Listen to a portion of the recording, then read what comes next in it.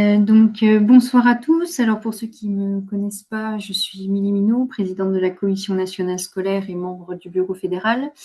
On est ici ce soir pour la petite visio traditionnelle annuelle de préparation des championnats scolaires qui sont pour certains déjà commencés et pour d'autres qui vont arriver très prochainement. Donc, ça permet de faire la mise au point sur les nouveautés réglementaires, de répondre à vos questions sur ces championnats.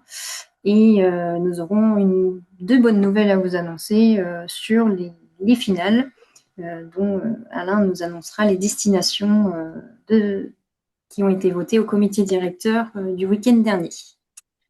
Très bien. Eh bien, si tout le monde est prêt, Alain, je te laisse la main. Et puis, moi, j'essaierai de répondre à vos questions dans le chat en parallèle. Pensez bien à couper tous vos micros aussi. Ça évitera les petits problèmes techniques. Bien, bonsoir tout le monde. Très, très heureux de vous retrouver pour cette nouvelle vidéo pour lancer un petit peu la saison des championnats scolaires, même s'il y a déjà eu un championnat ou deux et que d'autres se profilent très, très vite.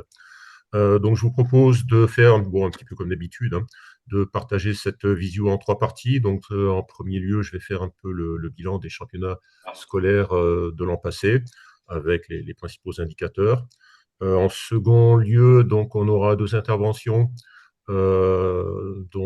Pascal Aubry et Bachir Chelili, qui développeront un petit peu les différents outils numériques et les applications qui servent particulièrement pour les championnats scolaires. Et puis en troisième lieu, on parlera de la saison prochaine, de la saison en cours qui a déjà commencé, avec notamment les nouveautés réglementaires. Il n'y en a pas beaucoup, mais enfin, il y en a quand même au moins une qui est importante. D'abord, les championnats scolaires de l'an passé. Bon, qu'est-ce qui s'est passé? Quel est l'état des lieux? Donc, l'an passé, on a eu un total de 14 700 participants. Comparé à l'année d'avant, qui était de 12 300, donc 20% d'augmentation. On a eu 9 900 participants et participantes en école et 4 800 en collège. Donc, une augmentation de plus 20%, pratiquement plus 20%, comparé à l'année d'avant. Le second indicateur, là, il est un petit peu moins rose, c'est la mixité. Donc, en école, on a 27,7% de filles et en collège, 21%. Alors, depuis 4 ans, c'est parfaitement stable. Ça évolue de 0,5% d'un côté ou de l'autre. Il n'y a aucune tendance, aucune évolution ne se dessine. En tout cas, le constat reste le même, hein, et il est vraiment pas terrible. Et donc voilà. Je crains malheureusement qu'il n'y ait pas de solution miracle. Le troisième indicateur, donc, ce sont les primo-licenciés. Ça, c'est important. Donc, en école, on avait 65% de primo. Oula, on a eu 65% de primo-licenciés, donc soit 6400 nouvelles licences. Et en collège, donc 50% de nouveaux licenciés, de primo-licenciés, donc 2400, ce qui fait un apport total pour la fédération de 9900 licences, à comparer avec la totalité des primo-licenciés de la fédération. Donc les championnats scolaires, donc notamment au niveau départemental, représentent un apport tout à fait essentiel au développement de la fédération et à la prise de licence. Ensuite, donc ça, c'est un indicateur qui est un petit peu plus difficile à cerner. C'est le nombre d'établissements scolaires d'où viennent les écoliers et les collégiens. Difficile à cerner parce que j'ai pas toutes les informations. Toutes les boules papier ne me sont pas adressées, et puis certaines des boules papier qui me sont adressées ne comportent pas les noms des établissements scolaires, donc du coup, il est très très difficile d'établir une cartographie. Alors du coup, je fais une estimation un petit peu à la louche en fonction des données que j'ai, des données sûres et certaines que j'ai. Donc, j'estime qu'il y a entre 2800 et 3000 établissements scolaires, d'où proviennent les écoliers et les collégiens qui participent au championnat scolaire. Ensuite, un autre indicateur important, donc, ce sont les comités départementaux qui se mobilisent pour organiser des championnats scolaires. Donc, l'an passé, il y en a eu 83, donc ce qui est en augmentation là aussi. puisque ça fait 5 de plus que l'année d'avant. Alors je dis 5 de plus, mais en réalité, il y a 7 comités qui n'organisaient pas l'année d'avant et qui ont organisé l'an passé. Et il y en a 2 qui avaient organisé et qui, pour diverses raisons, n'ont pas organisé l'an passé. Bon, raisons organisationnelles, transition difficile dans certains comités. Donc 83 comités qui ont organisé leurs championnats scolaires départementaux. Et également, donc pour la première fois, il y a eu un embryon de championnat des écoles d'enseignement français à l'étranger, avec notamment un championnat en Amérique du Nord qui s'est passé, j'espère que je ne vais pas dire de bêtises, je crois que c'était à Boston, me semble-t-il, où 8 équipes, 8 établissements ont participé à ce championnat, en attendant que ce championnat se développe sur peut-être l'ensemble du continent et sur les autres continents. Voilà. Donc, parmi ces comités, 16 comités ont organisé leur championnat départemental sur plusieurs zones. Donc, j'y reviendrai tout à l'heure. Hein, c'est vraiment très très important dans le cadre du développement des championnats scolaires et de l'augmentation assez conséquente de la participation, hein, que les comités départementaux scindent leurs championnats en plusieurs lieux et sur plusieurs zones. Donc voilà pour les principaux indicateurs. Donc le dernier, la totalité, donc le nombre de tournois total s'élève à 200. Donc il y a eu exactement 199 tournois dans le cadre des championnats scolaires départementaux contre 170 l'an passé. Donc là aussi, une augmentation de pratiquement 20%. Donc voilà un petit peu les principaux indicateurs chiffrés. J'avais fait une petite carte. Je vais essayer de partager mon écran rapidement. Voilà. Je ne sais pas, tout le monde voit? Oui. Pour moi, Voilà. c'est bon aussi. Ouais. Voilà, donc j'ai fait donc ce premier graphe qui représente l'évolution de la participation totale des, des enfants, donc des écoliers et des collégiens aux championnats scolaires départementaux. Donc on voit l'évolution assez remarquable sur ces 4 dernières années. Bon, on ne prendra pas trop en compte l'année 2022, hein, parce que c'était un petit peu la sortie du Covid. Il y avait encore des tas de restrictions, les gens n'avaient encore pas très envie d'exposer leurs enfants, donc l'année 22 compte pas vraiment, on va dire. Mais on voit un petit peu l'évolution, notamment comparé aux années pré-Covid. Et bon, j'ai fait également cette carte donc, qui représente l'ensemble des départements où il y a eu des championnats scolaires. En gros, plus c'est foncé et plus la participation a été importante. Hein, donc, il y a eu plusieurs tournois, plusieurs championnats, pardon, avec une participation supérieure à 500 écoliers et collégiens. Donc voilà. Et donc les quelques départements, bon, il reste encore quelques départements en gris, dont je ne désespère, donc qui n'ont pas organisé de championnat scolaire et dont je ne désespère pas cette année notamment qu'ils pourront s'y mettre et proposer à nouveau aux écoliers et collégiens qui sont initiés dans leur zone à pouvoir participer à un championnat scolaire. Donc voilà pour ces quelques indicateurs. Donc, je vais arrêter le partage. Voilà. Donc ensuite, bon alors après sur la façon dont ça s'est passé, donc il reste encore un certain nombre de problèmes, je dirais, un petit peu récurrents dans l'arbitrage et dans l'application des règlements. Donc j'y reviendrai tout à l'heure. Hein, il y a encore eu quelques soucis donc qui ont mené à des décisions en commission d'appel et même ça a été jusqu'au Comité national olympique et sportif. Donc il est vraiment important pour les organisateurs, les arbitres, les comités départementaux de bien être au fait des règlements et des évolutions réglementaires pour qu'il n'y ait pas de litige dans la mesure du possible. Donc en second lieu, les finales académiques. Donc sur un total de 60 finales académiques possibles, puisqu'il y a 30 académies sur le territoire métropolitain et outre-mer, donc il y en a 50 qui ont eu lieu. Donc, on voit que là aussi, ça s'étend grandement. Et un total de 418 équipes ont été qualifiées par les championnats départementaux pour les finales académiques, donc selon les modalités qui sont définies par les ligues pour les académies respectives qui sont sur leur territoire. Donc, il y a eu 183 équipes finalistes en collège et 235 en école. Voilà, donc, toutes ces académies, sauf deux, ont proposé au moins une finale académique. Et donc, j'espère bien que cette année, ça sera la totalité des académies qui pourront proposer au moins une finale académique. C'est en tout cas l'objectif. J'y reviendrai un petit peu tout à l'heure. Donc voilà. Et en ce qui concerne les finales nationales, donc, elles se sont tenues donc, pour les collèges à Bischheim, à côté de Strasbourg. Il y avait 24 équipes, dont une équipe d'outre-mer et une école d'enseignement français à l'étranger.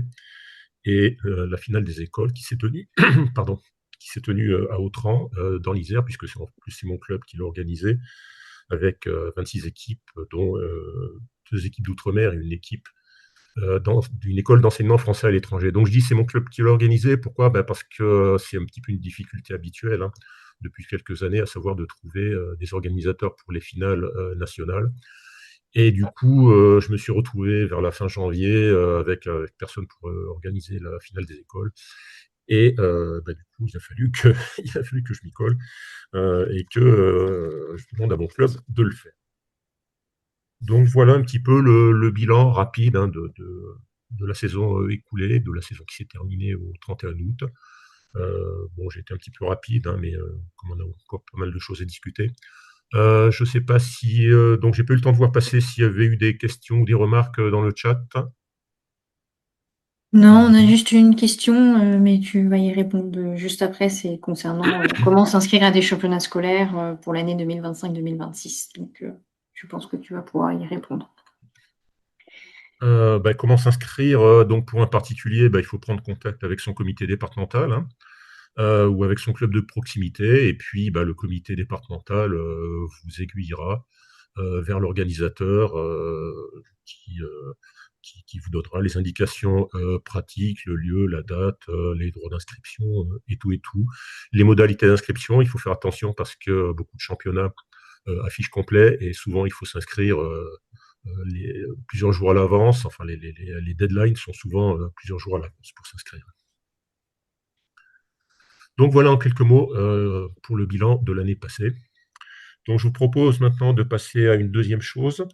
Donc on va avoir deux intervenants qui vont parler des applications et des modules euh, destinés euh, particulièrement aux championnats scolaires. Alors j'ai pas vu s'il était là. Est-ce que Pascal Aubry est ici? Donc si Pascal est là, il peut ouvrir son micro. Ouais, il est là. Donc qui va nous parler de Charlie Chess. Peut-être quelques mots sur Chess Event également. Et puis peut-être quelques mots aussi sur l'application que tu avais créée pour remplacer les noms des écoles par ceux des établissements scolaires. Je vous ai prévu une Voilà. petite démo. Dans l'ordre que tu veux. Je vous ai prévu une petite démo pour ce soir.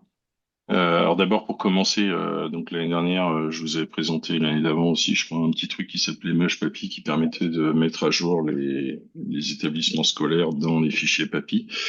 Comme certains le savent, on a une grosse activité sur Charlie Chess en ce moment et donc ce produit-là n'est plus soutenu et donc la démo que je vais vous faire ce soir est essentiellement basée sur Charlie Chess et sur Chess Event.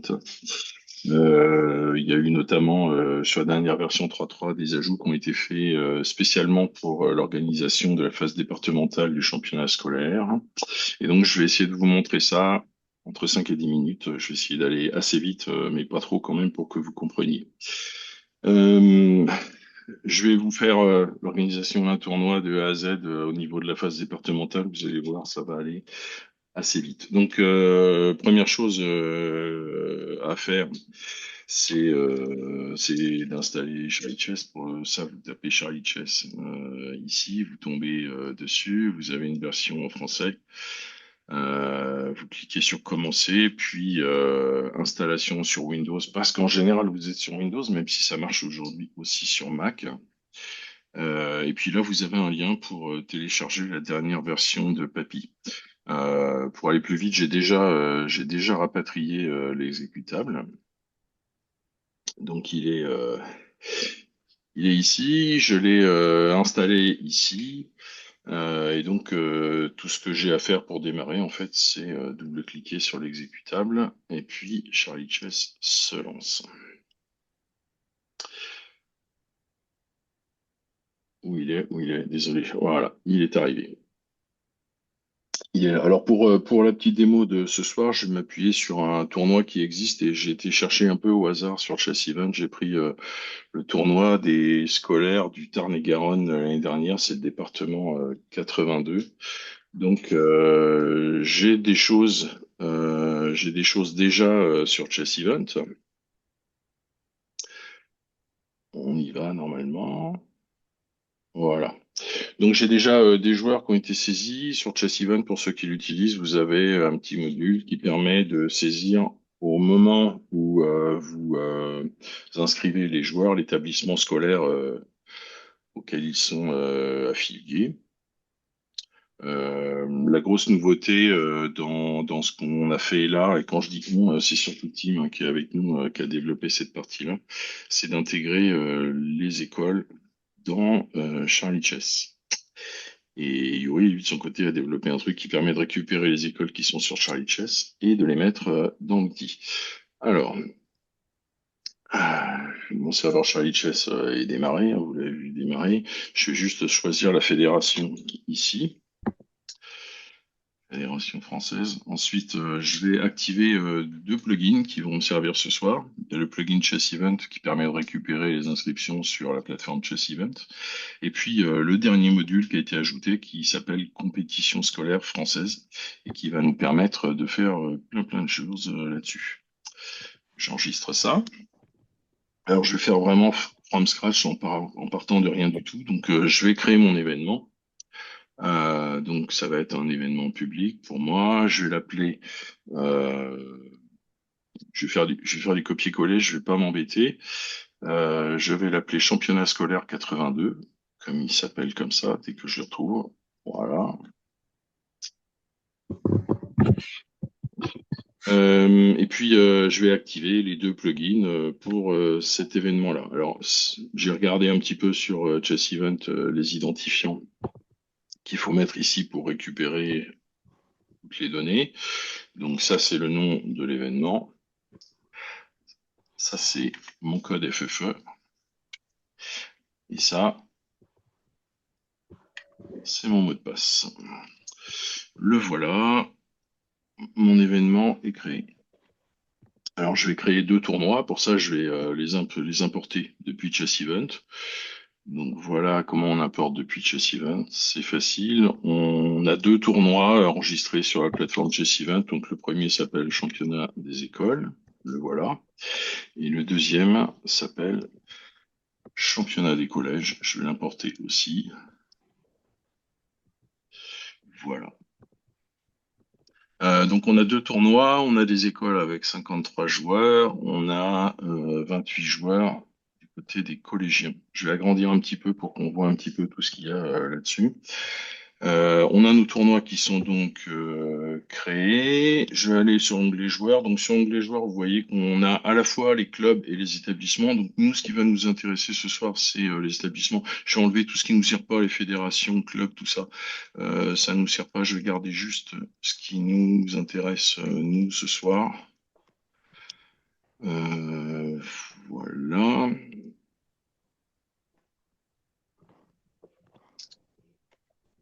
Voilà, donc on a gardé juste l'établissement scolaire et puis le Hello, ça nous suffira bien. On peut évidemment importer depuis Chess Event, on peut aussi ajouter des joueurs localement. Si par exemple, je veux ajouter quelqu'un qui n'est pas là, je vais chercher Emily, la première que je vois en haut de mon écran. Voilà, donc j'ai Emily qui est là, je l'ai cherché en fait dans la base FFE. Le problème c'est que Emily, elle est pas dans les écoles et les collèges du 82. Alors, je sais pas où elle est, donc je vais la mettre dans mon école de chez moi. Enfin, mon école de chez moi il y a très très longtemps. Je vais chercher par exemple sur mon bled. Mon bled, ça s'appelle Donlou. On va me sortir les écoles de Donlou. Voilà, Jean de La Fontaine. Je vais mettre celle-là. Euh,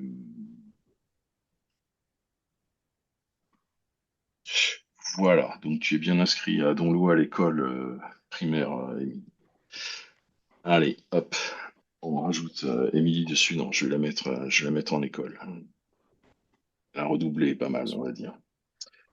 Voilà, donc on a tous nos joueurs qui sont là.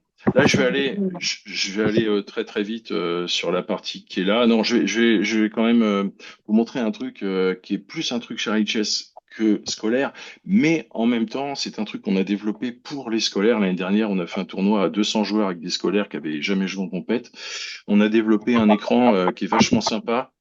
Vous savez qu'un des enjeux, en fait, vous savez qu'un des enjeux, c'est de pas trop perdre de temps entre les rondes quand on a beaucoup de joueurs qui sont plutôt novices. Donc, ce qu'on a fait pour ça, c'est créer un écran par ordre alphabétique où on n'affiche pas les adversaires, en fait. On affiche juste les joueurs comme ça. Je vais pas mettre de menu. Je vais faire un écran tout simple. Je vais juste le mettre sur 4 colonnes pour pouvoir mettre plein de joueurs sur un écran. Donc, mon écran il est créé, il est ici. Si je veux le voir, j'appuie ici, vous voyez qu'on a. Alors, ouais, je vais le faire sur les écoles parce qu'il y a plus de joueurs, c'est un peu plus intéressant. On va le faire sur les écoles. Voilà. Et si je retourne sur mon écran, voilà, j'ai plein de joueurs. L'avantage de cet affichage, c'est que les joueurs, en fait, ils savent où se retrouver très très facilement par ordre alphabétique. Et on va voir ce que ça donne juste après.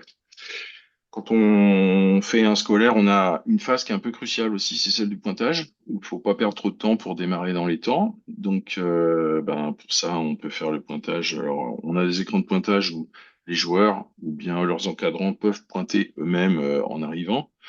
Là, je vais juste vous montrer la partie qui permet de pointer les joueurs et les joueuses sur l'interface qui est ici. Donc, ben, pour ça, je vais ouvrir le pointage école, par exemple. Voilà.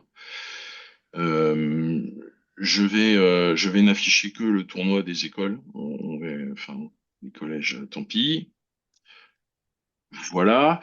Quand mes joueurs arrivent, eh ben, je les pointe, hein, tout simplement. Je coche la petite case qui est là. Si je veux voir juste ceux qui restent, hein, j'affiche juste ceux qui sont pas encore pointés. C'est encore plus simple pour faciliter le pointage. Je vais en pointer quelques-uns juste pour vous faire voir que, au fur et à mesure, en fait, les joueurs sur l'écran d'affichage se voient pointer. Vous voyez, les petits trucs qui sont là. Ça leur permet aussi de dire à leurs potes, tiens, t'es pas encore coché, va donc te faire pointer si tu t'es pas pointé. Une fois qu'on a affiché ça, alors je vais pas tous les pointer parce que c'est un peu long, je vais fermer le pointage et pour le coup, on va imaginer que tous nos joueurs sont là. Je vais rien faire en fait. On peut aussi les marquer forfait pour le reste du tournoi pour la ronde à venir, mais là je vais tous les garder pour avoir le maximum de tables. Voilà, donc j'enlève tous les filtres, mes joueurs sont bien là, je vais pouvoir passer aux appariements. Bon, là, c'est de l'appariement standard. Je vais aller assez vite pour vous montrer surtout le truc que je vais vous faire voir à la fin. Alors, pour ça, ce que je vais faire, c'est que je vais diminuer le nombre de rondes. Je vais mettre que 5 rondes. Non, je vais mettre que 3 rondes, pardon. Au lieu d'en avoir 5 comme c'était prévu. Le nombre de rondes, il est là. Voilà. Donc, je vais mettre que 3 rondes. Je vais saisir des résultats très rapidement. Donc, je vais apparier. Hop.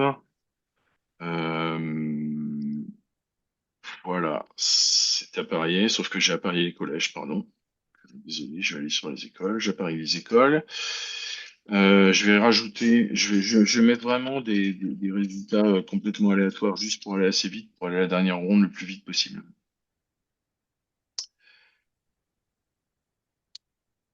Voilà, voilà. La ronde numéro 2. Pareil. Alors, j'ai oublié de vous faire voir, mais ici, en fait, vous voyez ce que ça donne, en fait, au niveau de l'affichage des joueurs et des joueuses. Ce qui est intéressant, c'est qu'en fait, il y a vraiment le minimum d'informations pour eux. Sur des joueurs de compétition, en général, sur le pariement alphabétique, on affiche le joueur, la joueuse, plus l'adversaire, plus la table, plus les noirs. Ça fait trop d'infos pour les jeunes. Et donc là, on a juste mis le nom, le numéro, la couleur. Et en fait, c'est grâce à ça qu'on gagne énormément de temps en fait pour les mises en place entre les rondes.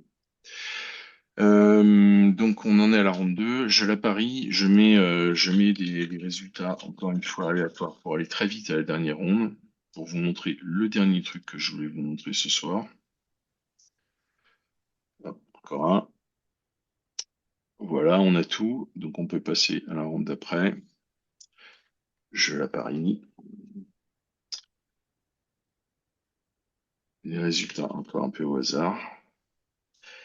Dernier truc que je voulais vous montrer, alors ceux qui connaissent Charlie Chess connaissent ça par cœur. Par contre, ce truc-là que je vais vous montrer maintenant, c'est un des ajouts de la dernière version. On a un document à imprimer nouveau qui s'appelle classement par établissement. Et quand on sort ça, en fait, on a exactement la sortie qu'on attend pour transmettre à Alain. C'est-à-dire, on a d'abord en tête les équipes complètes, évidemment, qui ont marqué le plus de points. Là, on voit qu'on est encore une équipe complète, encore une équipe complète ici. Et là, on arrive sur les équipes incomplètes avec ici deux filles qui manquent. Ensuite, on a une équipe incomplète avec, ils sont que sept. Donc, il manque un joueur ou une joueuse.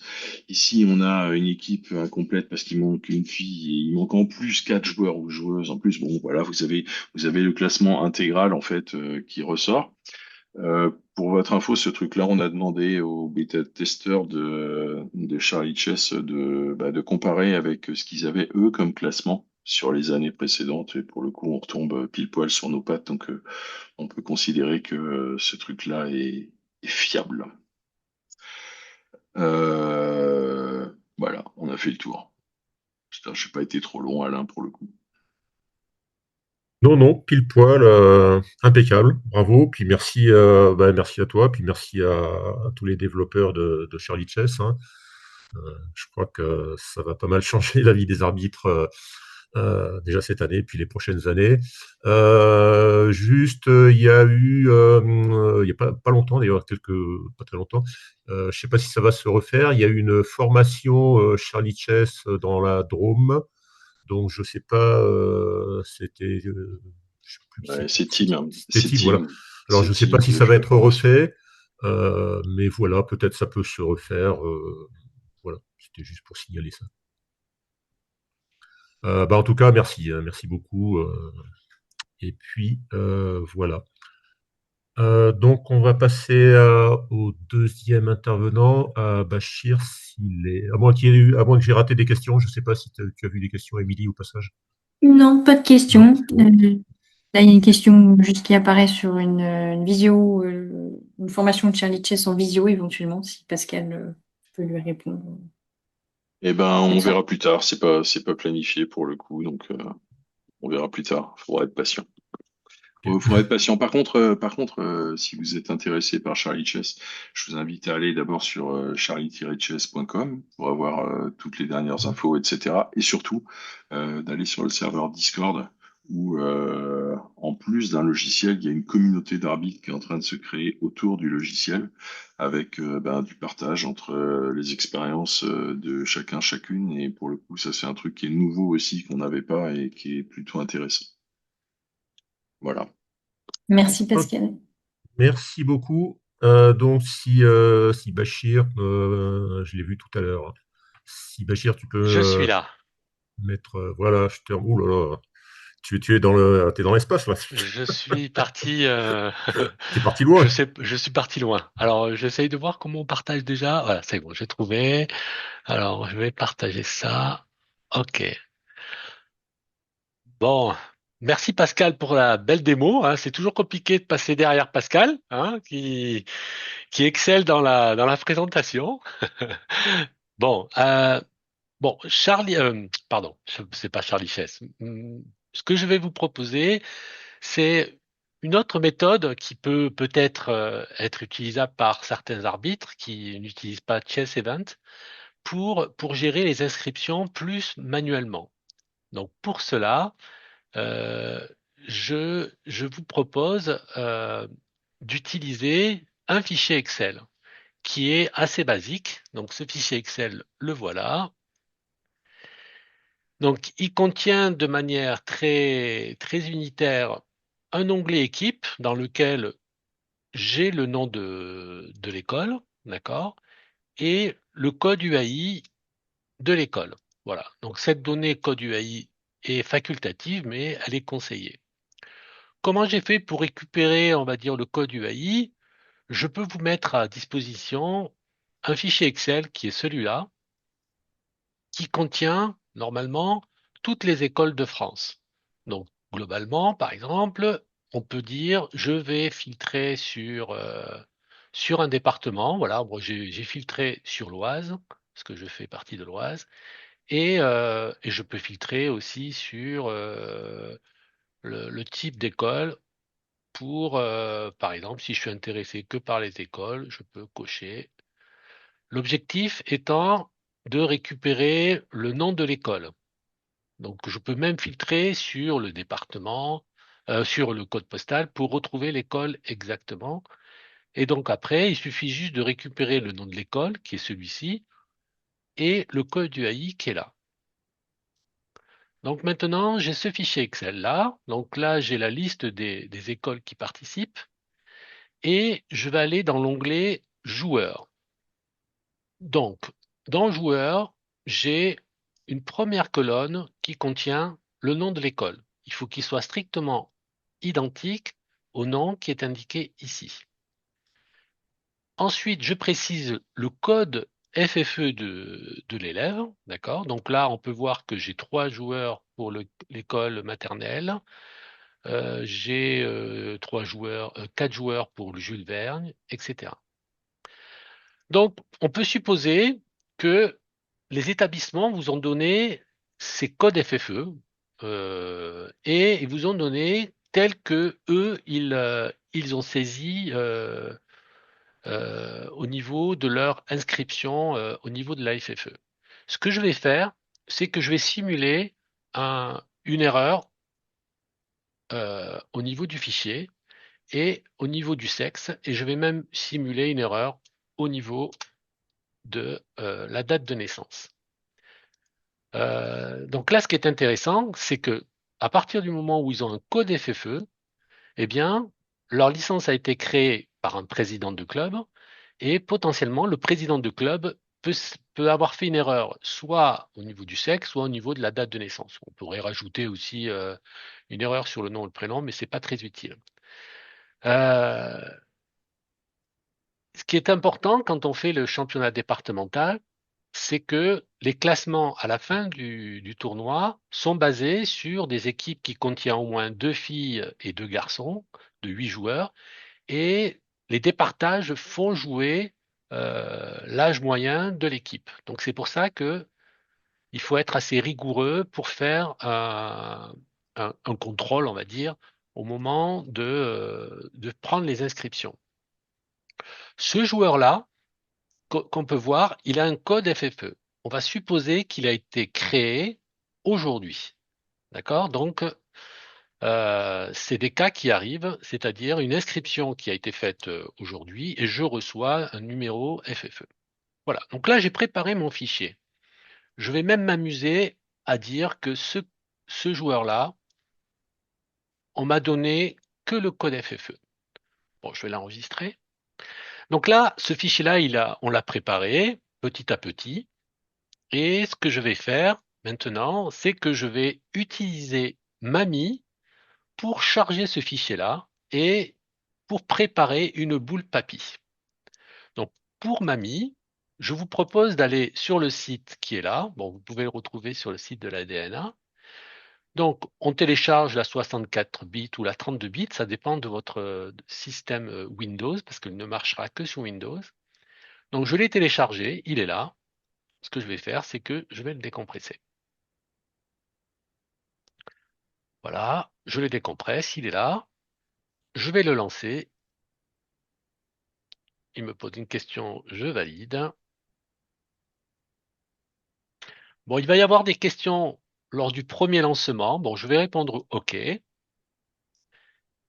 Voilà. Il m'indique il faut télécharger la base joueur. Donc les arbitres, ils savent ce que c'est. C'est la base de joueur qui est téléchargeable à partir du site de la FFE. Pour le faire dans Mamie, j'appuie sur mise à jour joueur. Là.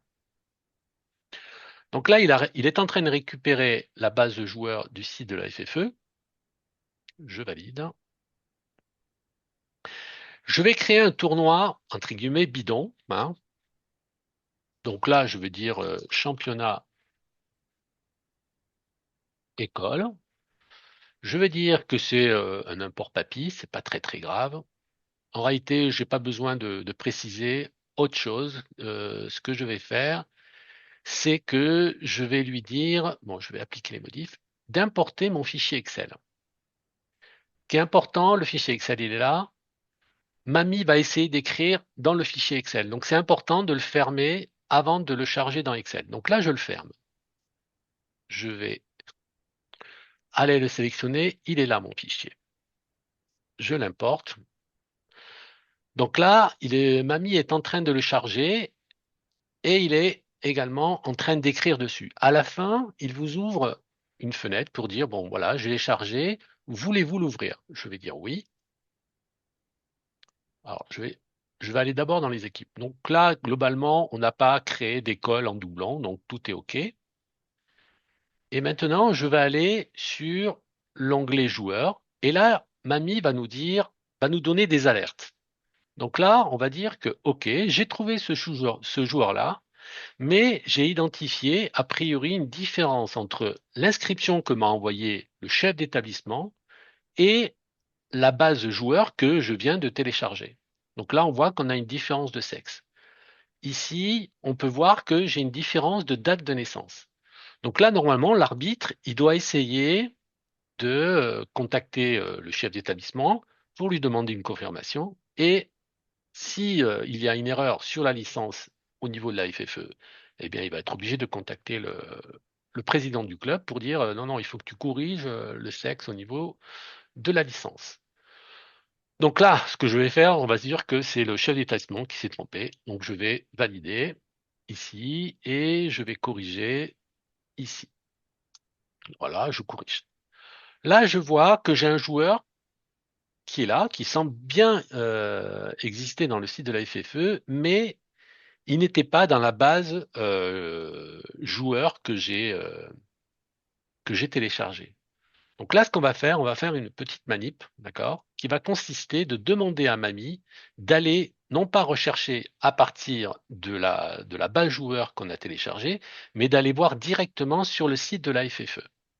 Donc là, ce que je vais faire, je ferme le fichier. Je vais enregistrer parce que j'ai fait des modifs. Voilà. Je reviens sur Mamie. Et là, je vais aller me positionner sur l'onglet équipe. Et je vais appuyer sur mise à jour données. Donc, mise à jour données, quand j'appuie, souhaitez-vous mettre à jour, en réalité, la base joueur de ce petit tournoi avec la base en ligne de la FFE? Je réponds oui. Donc là, il a terminé. OK. Normalement, comme je sais que c'était mon test, le joueur qui n'existait pas, eh bien, Mamie est partie regarder avec le code FFE, l'a trouvé et l'a ajouté dans la base joueur qui a été téléchargée juste avant de lancer le tournoi. Donc, ce que je vais faire maintenant, comme j'ai fait des modifs dans le fichier Excel, je vais appuyer sur Import et je vais réimporter le fichier. Voilà. Je réimporte. Voilà. Il me demande de l'ouvrir. Je réponds oui. Et là, je peux voir que ma base joueur, maintenant, Mamie est d'accord, d'accord? C'est-à-dire que ce joueur-là qui n'existait pas, eh bien, on a pu le récupérer sur le site de la FFE et qu'il est OK. Bon, les équipes étaient OK précédemment. Donc là, a priori, j'ai une boule papy, j'ai un tournoi qui est a priori propre et sur lequel je vais pouvoir créer une boule papy. Euh, Bien entendu, ça, c'est ce que vous faites au fil de l'eau pendant, je dirais, les quelques semaines avant le tournoi. Et donc, il peut y avoir, on va dire, des variations des lots. D'accord? Donc là, je vais simuler maintenant que ça fait déjà 3 semaines que j'ai créé mon tournoi et je suis prêt maintenant la veille pour créer ma boule papy.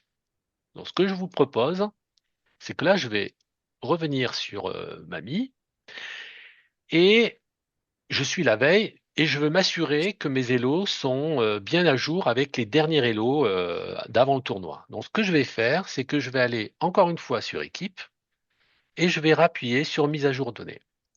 Donc là, j'ai dû le faire peut-être plusieurs fois à chaque fois que j'avais des fichiers Excel, enfin, des nouveaux joueurs à ajouter. Mais sauf que là, je le fais pour être sûr que mes joueurs portent bien euh, le dernier Elo en ligne diffusé par la FFE. Maintenant, il ne me reste plus qu'à générer la boule papy. Donc là, pour générer la boule papy, j'appuie sur le bouton Export papy. Il me demande où je veux la créer. Bon, je l'avais déjà fait tout à l'heure, mais je vais la supprimer, celle-là. Hop. Et voilà, je vais la créer. Pardon, tant pour moi, pourquoi il me fait ça? Oh bah, alors attendez, hop, on va plutôt le faire là. Je vais dire école, ouais, papy, hop là, j'enregistre. Et là, je vais faire export papy. Bon, faut pas vous inquiéter, il va y avoir des messages d'erreur, mais en réalité, c'est pas très grave. Donc, je vais mettre des rondes et des numéros de joueurs fictifs. C'est pas très. Si... J'exporte. Oui. Bon, il me met un message comme quoi il n'y a pas de ronde. C'est normal. Et donc là, il m'a généré la boule papy. Maintenant, l'arbitre peut ouvrir la boule papy. Bon, il y a pas, je vais dire oui, mais il n'y a pas d'intérêt en réalité. Parce qu'il ne faut surtout pas faire mise à jour données, sinon vous allez perdre toutes les informations d'établissement. Et là, vous avez une boule papy qui est à 90% prête. Vous aurez besoin de repréciser le nom, le nombre de rondes, vérifier le lieu, l'arbitre, bon, les cadences, les départages, parce que Mamie les positionne pas. Et après, vous démarrez votre. Alors, on peut aller voir un joueur, par exemple. Si je prends ce joueur-là, on voit qu'il est rattaché à l'école Jean Massé. Celui-là, il est rattaché à l'école Jules Verne. Et vous faites, et vous faites votre tournoi comme vous avez l'habitude de faire avec Papy. Et voilà. Donc ça, c'est la première chose que je voulais vous montrer. Maintenant, Mamie peut, vous avez fait votre tournoi et vous avez besoin de sortir votre classement. Donc Mamie permet de charger, comme on le fait l'année dernière, une boule papy. Donc je vais importer une boule papy. Donc là, je reprends le même, hein, parce que mon tournoi, c'était un tournoi de test. Cette fois-ci, le tournoi est terminé. Ah pardon, non, non, pardon. Je vais aller chercher la boule papy de mon tournoi qui s'est terminé. Donc j'ai quelques boules papy que j'ai que j'utilise à chaque fois. Donc là, je vais prendre le 59. Hop. Donc là, c'est un tournoi qui s'est terminé. J'applique, j'importe. Voilà. Donc, il a chargé le tournoi papy. Voilà. Là, il est très important d'indiquer quel est le type de classement. Donc là, nous, on est sur un classement scolaire départemental. Et, et c'est tout. Donc là, je fais départemental, je fais appliquer, on va avoir une confirmation sur des mises à jour de calcul de points. Je fais OK. Bien. Voilà, là, ici, c'est calcul. Donc ça, c'est une étape qu'on fait à la fin du tournoi. Et il suffit d'aller après dans Score, d'appuyer sur Mise à jour classement. Et là, vous obtenez le classement tel que le règlement le spécifie, c'est-à-dire des équipes composées de 8 joueurs, dont 2 filles et 2 garçons, dont au moins 2 filles et 2 garçons. Donc là, on peut voir que cette équipe, elle contient 6 garçons et les 2 filles qui étaient a priori peut-être plus loin dans le classement, on peut voir qu'elles étaient 35e et 80e dans le classement individuel. Et là, donc on a formé pour l'école Jeanne d'Arc, la première équipe, la Madeleine, eh bien, est arrivée première du tournoi. L'équipe de Saint-Paul est arrivée deuxième, et etc. Donc là, par exemple, je peux aller voir que je crois qu'elle était plus loin. Voilà. Par exemple, l'école de Jeanne d'Arc, Roubaix, numéro 2, eh bien, elle est arrivée neuvième. Ça veut dire qu'il y a École Jeanne d'Arc Roubaix numéro 1 qui est arrivée précédemment, je ne sais pas où, mais la première équipe, Roubaix, elle est où? Elle est là, elle est arrivée troisième. Alors, on peut aussi personnaliser de manière peut-être plus sympa un logo. C'est vrai que je ne l'ai pas fait, donc on va le faire tout de suite, ça va être très rapide. Hop, je vais aller chercher un logo. Je en avais un là, le voilà. J'enregistre et je vais aller sur Score et je vais appuyer. On va avoir un bel état qui va sortir avec un logo. Voilà, bon, il y a un logo qui est celui du club de la Capelle. Donc cet état-là, vous avez la possibilité de générer un fichier PDF. Voilà, je vais vous l'ouvrir.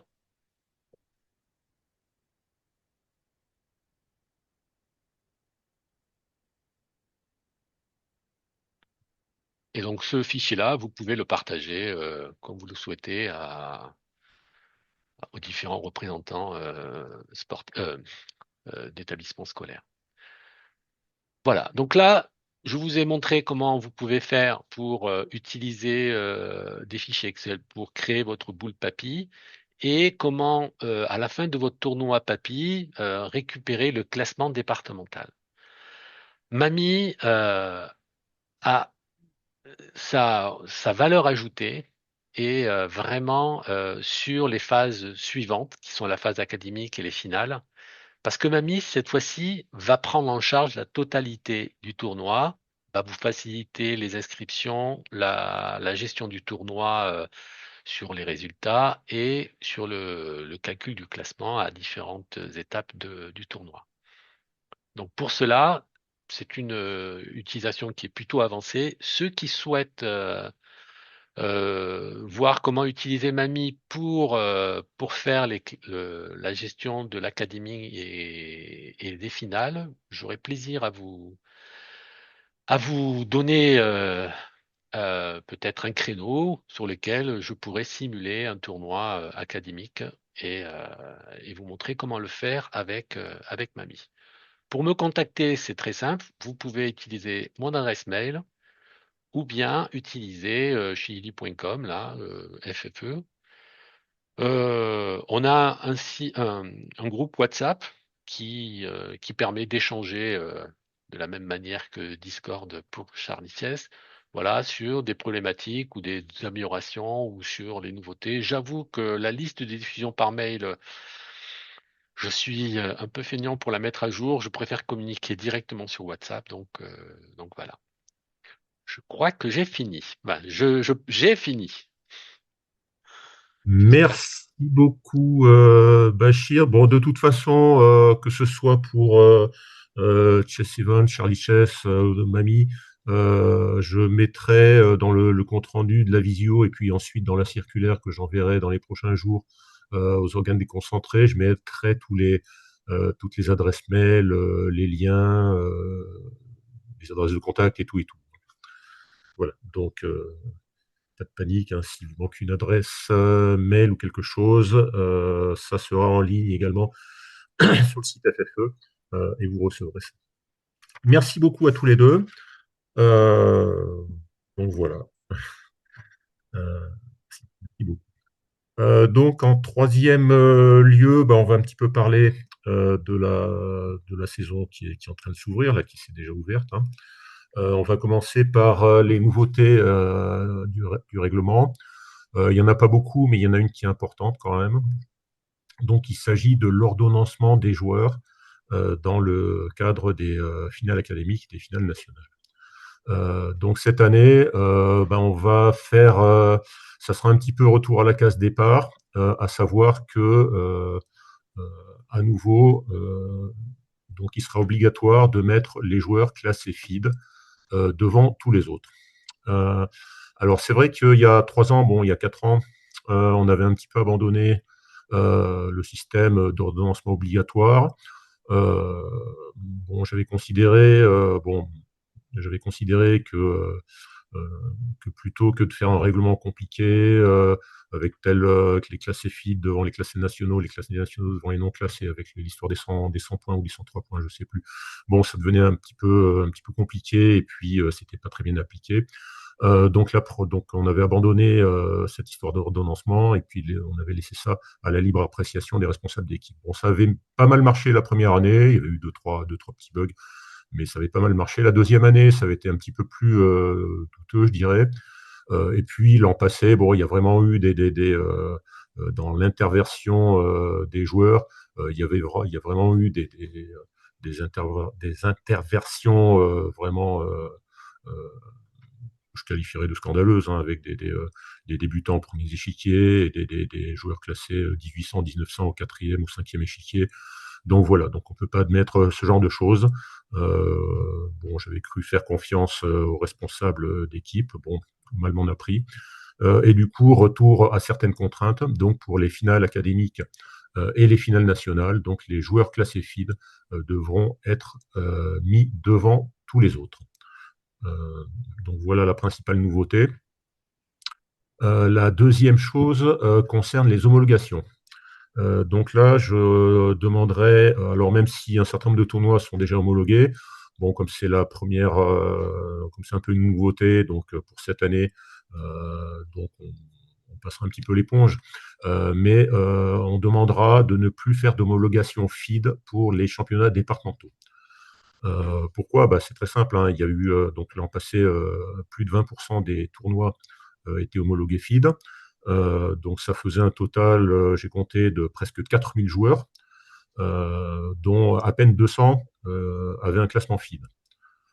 Donc ça veut dire que plus de 90%, 95% des joueurs n'avaient pas de classement FID. Et le problème, c'est que déjà, ça coûte cher en droit d'homologation, en droit FID. Et puis après, il faut tous ces milliers de joueurs-là, il faut les rentrer dans les bases FID. Et du coup, c'est une perte de temps absolument colossale et qui ne sert à rien, parce que quand vous avez un tournoi de 200 joueurs avec 5 ou 6 classés FID, ça veut dire qu'il n'y aura pratiquement aucun résultat FID. Donc c'est parfaitement inutile. Vous avez 90% des parties qui ne sont pas concernées par le classement FID. Donc voilà, donc pour les championnats départementaux, donc plus d'homologation FID, donc des homologations au classement national. Donc voilà le deuxième petit changement. Après, on verra pour les finales académiques et nationales, notamment en collège. Donc c'est vrai que les finales nationales, par exemple en collège, il y a quand même pas mal de classés FID. Il y en a plus de la moitié, les 3/4. Donc là, on pourra garder une homologation FID. Par contre, au moins les écoles, tout ce qui est les championnats, tout ce qui est championnats scolaires départementaux des écoles et probablement des collèges aussi, donc pas de classe, pas d'homologation FID. Donc voilà la deuxième chose. Et il y a une troisième chose, c'est plutôt une précision dans le cahier des charges pour l'attribution des finales nationales. Donc il y a eu des précisions au niveau des tarifs d'inscription et du plafonnement des frais d'inscription et des frais d'hébergement. Donc voilà les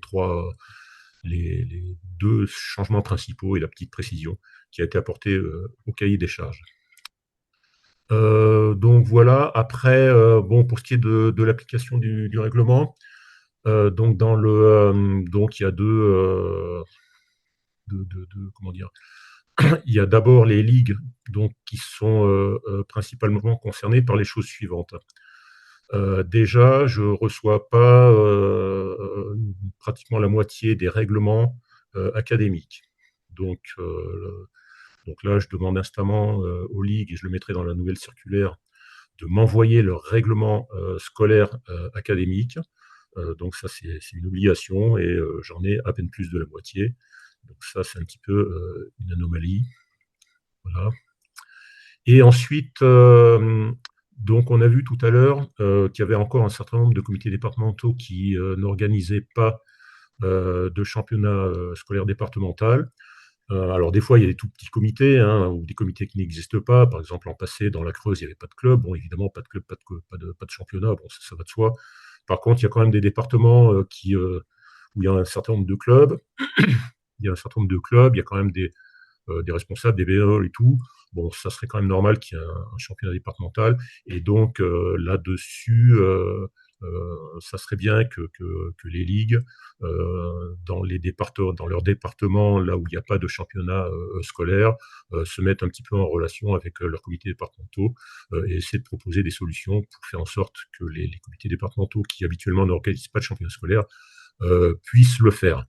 Je ferai observer qu'il n'y a pas besoin qu'un comité départemental soit composé de tout un tas de clubs. Il y a des tout petits comités avec 2 clubs qui organisent des championnats départementaux scolaires tout à fait dignes de ce nom. Pas loin de chez moi, dans les Hautes-Alpes, c'est un petit département, il y a 3 clubs. Bon, il y a un championnat où il y a 80 participants. On parlait du Tarn-et-Garonne tout à l'heure, c'est un département que je connais puisque j'ai ma famille qui habite. Donc il y a 3 clubs et il faut aussi un championnat départemental avec 90 participants. La Lozère, c'est un tout petit département, il y a un seul club, il y a eu un championnat départemental avec 60 participants. Voilà, donc il suffit juste d'un tout petit peu de bonne volonté pour faire un championnat départemental. Ensuite, donc au niveau de l'arbitrage, donc plusieurs choses. L'homologation des tournois déjà, donc je viens d'en parler avec l'homologation nationale, ou Elo national plutôt que Elo FID. Par contre, chaque année, il y a toujours un ou deux tournois qui ne sont pas homologués, puis on m'appelle ou on m'envoie un mail, on dit oh comment ça se fait que mon école ne soit pas qualifiée. Évidemment, un tournoi pas homologué peut pas compter pour une qualification. Donc bien penser aussi à envoyer les boules papy ou les classements. Donc dans le cadre de l'utilisation de Charlie Chess, donc de bien m'envoyer les classements. Voilà. Et puis bon, la dernière chose, donc on est en train de faire un travail avec Émilie et puis en direction avec la DNA pour proposer, comment dire, pour proposer un petit peu un complément de formation dans le cadre des stages pour Arbitre Open qui concernent spécifiquement donc les championnats scolaires. Voilà. Donc j'ai vu qu'il y avait Guillaume dans les participants tout à l'heure. Peut-être Émilie ou Guillaume peuvent dire un ou deux mots là-dessus, peut-être, je ne sais pas.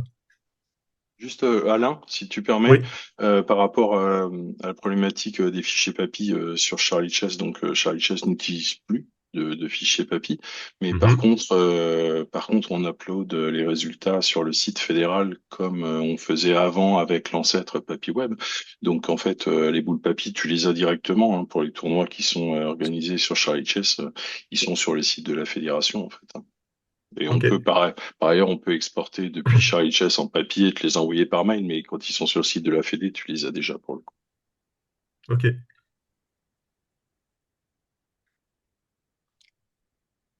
Donc voilà. Donc au niveau de l'arbitrage, voilà. Donc on est en train de faire un travail avec la DNA pour intégrer un module championnat scolaire dans le cadre de la formation des arbitres Open. Donc voilà pour ce qui est de l'arbitrage.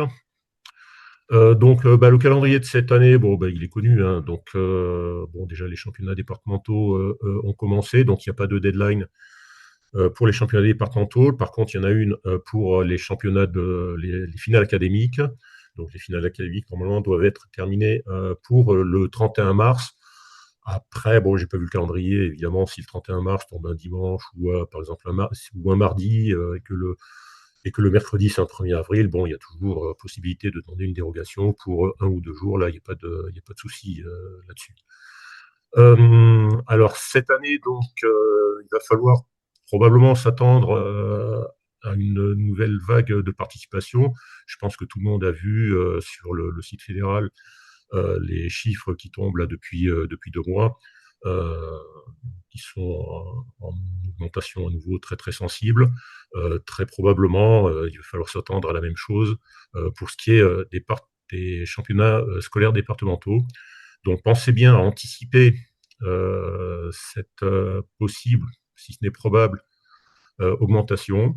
N'hésitez pas à séparer vos championnats départementaux en plusieurs zones ou à séparer les dates pour les écoles et les collèges.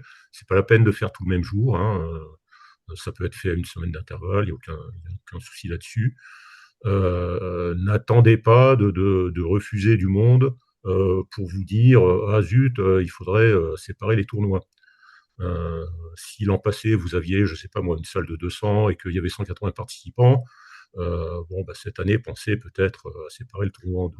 Voilà. Donc j'insiste sur le fait que les championnats départementaux, j'en avais déjà un petit peu parlé l'an passé, des championnats scolaires, c'est pas un tournoi parmi les autres avec la Coupe Loubatière, la nationale féminine, etc., etc. C'est vraiment le tournoi, ce sont les championnats qui sont un petit peu à l'interface entre la FFE et les jeunes, les scolaires qui ne sont pas encore licenciés et qui vont l'être par le biais des championnats scolaires. C'est pas un tournoi à usage interne en quelque sorte, hein. C'est vraiment le tournoi qui est à usage et qui est destiné aux enfants, aux écoliers et collégiens qui sont qui n'étaient pas encore licenciés, qui vont l'être, qui ont été initiés, qui ont appris les échecs. Et c'est grâce aux championnats scolaires qu'ils vont se mettre en contact avec la fédération, avec les clubs. Et c'est grâce à cela que la fédération progresse, augmente et va pouvoir se projeter dans l'avenir. Voilà. C'est grâce aux championnats scolaires qu'on va accueillir les futurs licenciés, des futurs licenciés, et c'est aussi grâce aux championnats scolaires qu'on va faire connaissance avec des parents, des personnels de l'éducation nationale, etc. C'est grâce à cela que l'image et le fait que la fédération soit connue par tout le monde va pouvoir progresser. Donc voilà, donc les finales académiques donc, avant le 31 mars. Et puis les finales nationales donc, sont prévues pour les 12, 13, 14, 12, 13, 14 voilà, juin. Bah, Émilie, comme tu fais partie du comité directeur, je vais te laisser faire les annonces qui s'imposent. Oui, donc effectivement, cette année, c'est un peu exceptionnel. On a réussi à avoir des candidats pour les deux finales. Donc, on peut le dire officiellement maintenant, parce qu'effectivement, c'était voté au comité directeur. Donc, pour la finale des collèges, ça se déroulera à Bischheim, comme l'année dernière. Et nous avons une candidature pour les écoles, donc avec une candidature coordonnée entre la Ligue et le comité, donc la Ligue Occitanie et le comité du Gers. Donc ça sera à Masseube. Donc je vous laisserai regarder sur la carte où ça se trouve. Mais voilà, on est très heureux en tout cas d'avoir des candidatures et de pouvoir déjà les annoncer. Et il est important, n'hésitez pas à demander le cahier des charges pour les prochaines saisons auprès d'Alain le plus rapidement possible. Et puis, on sera heureux de pouvoir anticiper sur les finales, que ce soit pour 2027 ou autre. Voilà, donc toute candidature est la bienvenue, évidemment. Voilà, merci Émilie. Oui, donc c'est heureux que cette année on ait pu annoncer relativement tôt les finales, parce que c'est vrai que c'était un problème un petit peu récurrent les années précédentes. Trouver les finalistes, c'était un petit peu la croix et la bannière. Les candidatures spontanées ont été vraiment très très très rares. Et donc j'espère que les années prochaines, il y aura davantage de candidatures spontanées. Les finales nationales, bon, c'est vrai que c'est une assez grosse organisation. Du point de vue financier, il y a une aide de la FFE. Honnêtement, que ce soit Bischheim ou le club de Grenoble à Autrans, les comptes sont parfaitement équilibrés, voire même plus, il n'y a pas de souci là-dessus. Les plafonnements, le plafonnement des frais d'hébergement ont été remontés. Donc c'était à 60 € tout compris il y a 4 ans. Donc là, il y a 2 ans, on a remonté ça à 70 € et cette année, on a monté ça à 70 € plus 10 € de frais d'inscription, donc en tout 80 €. Donc on a très sensiblement remonté les droits d'inscription et les plafonds. Donc voilà, n'hésitez pas là-dessus. Donc voilà, bah écoutez, bon, on a été assez efficace, je pense, ce soir. Ça fait un petit peu plus d'1 heure, bon voilà, c'est très bien. Juste, bon, j'insiste une nouvelle fois sur l'importance des championnats scolaires départementaux. Je pense que pendant des années, pour ne pas dire des dizaines d'années, les responsables fédéraux de clubs, de ligues, de comités, etc., se sont vraiment décarcassés pour faire en sorte de sortir, on va dire, la fédération d'une certaine, j'allais dire clandestinité, d'une certaine confidentialité en tout cas. On est en train de devenir une fédération, je dirais, majeure, qui commence à compter parmi les grandes fédérations. Donc, c'est le moment, il faut en profiter, hein, il faut, je dirais, pour employer une image un petit peu bateau, mais il faut surfer sur la vague, hein. Il faut en profiter, il faut engranger, il faut capitaliser sur le fait que les échecs en ce moment sont très visibles. Hein. Très récemment, il y a eu une interview de Laurent Fressinet, par exemple, sur une grande chaîne, c'était France Inter, je crois. Très régulièrement, il y a des émissions, des reportages, des trucs. Donc, on a un petit peu le vent en poupe. Et donc, il faut en profiter et réussir l'organisation des championnats départementaux en accueillant vraiment et en faisant le maximum d'efforts pour accueillir le plus de monde possible. Donc voilà le Merci. message principal que je voulais faire passer. Bah, je te laisse peut-être le mot de la fin, Émilie, si tu veux. Oui, je vois qu'on a 2 mains levées, donc Martine, je crois en premier, et puis après la deuxième main. Oui, bonsoir. J'ai une question à te poser. Est-ce que un livret scolaire pour un collégien avec photo peut servir de certificat de scolarité, au moins pour la phase départementale? Euh, Pose une colle, bah, pourquoi pas livret scolaire. Bon, a Avec priori, photo, hein? oui, bon, a priori, on va supposer qu'il l'a pas piqué, donc oui. Oui, voilà. Ouais, ouais. Non, parce que faire suivant combien ils sont. Alors, Mhm. s'ils sont inscrits par l'établissement, il y a un certificat collectif qui peut éventuellement Ouais, être ouais, fait. ouais. Mhm. Si chacun en demande un ou ne l'a pas, est-ce qu'on peut considérer que c'est bon? Oui, c'est bon. Oui, oui. Ok, merci. Ok, on avait une deuxième question. Alors, le pseudo FB. Oui, bonjour, vous m'entendez? Oui. Oui, alors oui, mon pseudo n'est pas terrible, c'est Francis Brugel, donc en fait je suis dans le comité départemental de l'Aveyron. Et en fait, bon, ma question, elle rentre peut-être pas tout à fait dans le cadre de cette réunion, mais en fait, ça concerne quand même les scolaires, puisqu'en fait, c'est au niveau de classe échec, en fait. Avant, j'avais la possibilité en tant que référent classe échec sur le département, de voir la totalité des établissements scolaires avec les coordonnées des enseignants. Et maintenant, je n'ai plus cette possibilité et je voudrais savoir quand est-ce que ce sera remis parce que c'est quand même bien pratique parce que des fois, on a des écoles qui s'inscrivent au programme et même au niveau du CDJE, on n'est pas au courant, quoi. Alors, c'est dommage, quoi. Voilà, Oui, c'était alors ça ma je peux question. répondre à cette question parce qu'on en a parlé effectivement lors de la visio des référents scolaires et référents classe échec. Donc ce qui était déjà la visio, le classe échec Connect existait en version 1, elle était dimensionnée pour à peu près 500 écoles. On a plus de 4000 écoles inscrites, donc autant vous dire que la plateforme était totalement désuète. Donc la commission numérique a mis en place une nouvelle plateforme qui s'appelle Classe échec Connect V2.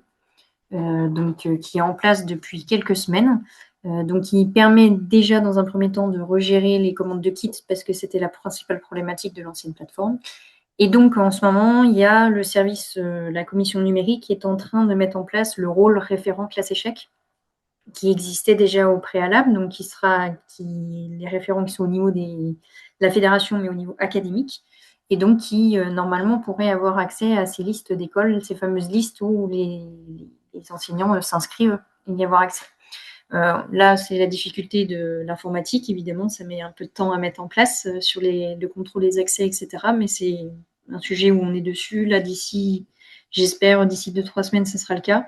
En attendant, pour avoir accès à ce type de liste, alors vous n'aurez peut-être pas les classes inscrites sur le programme classe échec, mais la commission a mis en place une boîte à outils qui va sortir la fin de semaine pour vous permettre de contacter vos inspecteurs d'académie, les établissements éventuellement avec des courriers un peu types pour pouvoir vous adresser aux écoles, aux collèges et avec les bonnes formes, tout ce qui va bien, les bonnes formulations, et vous faciliter le contact avec les établissements. Donc voilà, on sera averti quand cette boîte à outils sera disponible. Oui, alors je vous dis, surveillez le site fédéral, elle va apparaître en une, et puis évidemment sur le secteur scolaire, sur le site de la Fédé, et elle arrive, je vous dis, d'ici, c'est le temps de publier, quoi. D'ici fin de semaine, ça sera le cas. Ok, Voilà. merci.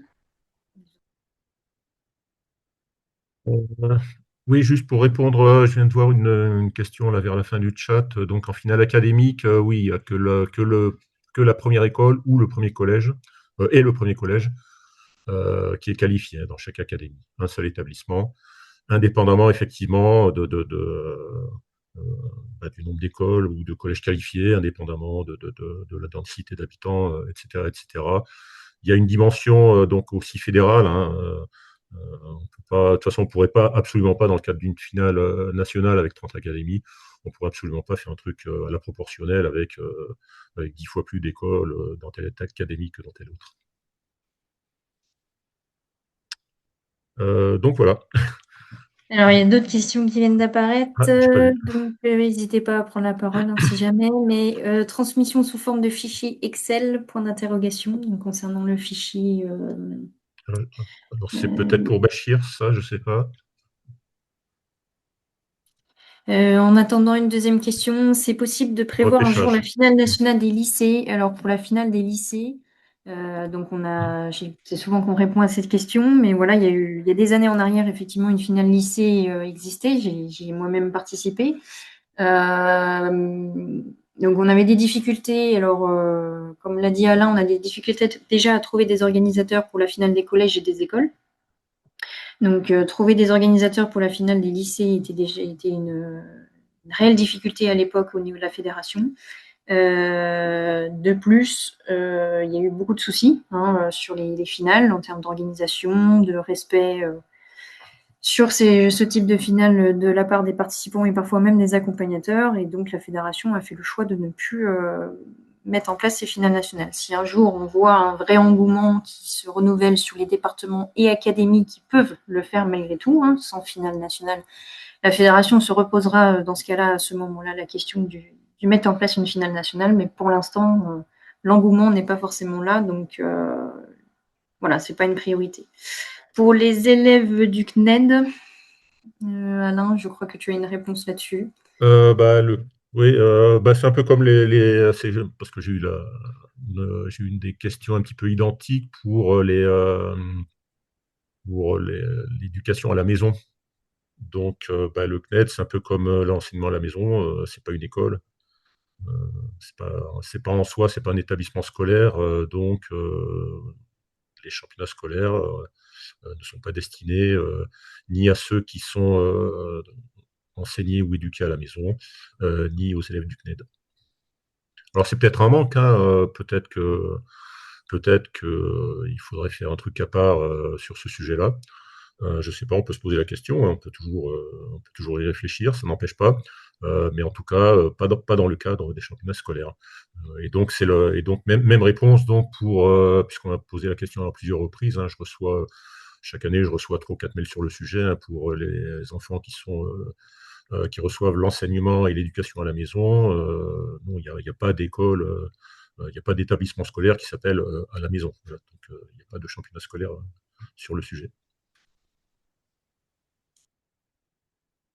Et je réponds en direct du coup sur le fichier Excel. Donc les écoles classe échec, je rappelle que c'est des données donc, qui sont mises par les enseignants en accord avec le ministère de l'Éducation nationale. Donc on a mis en place des référents classe échec en accord avec le ministère au niveau fédéral sur les académies. Ce sont des données évidemment qui ne sont pas vouées à être diffusées très très largement. Évidemment, elles servent pour les référents scolaires, comités et ligues, mais notamment les référents classe échec qui, eux, décideront de leur diffusion. Donc, sur le format d'extraction des données, je pense qu'il est envisageable de faire un fichier Excel, effectivement.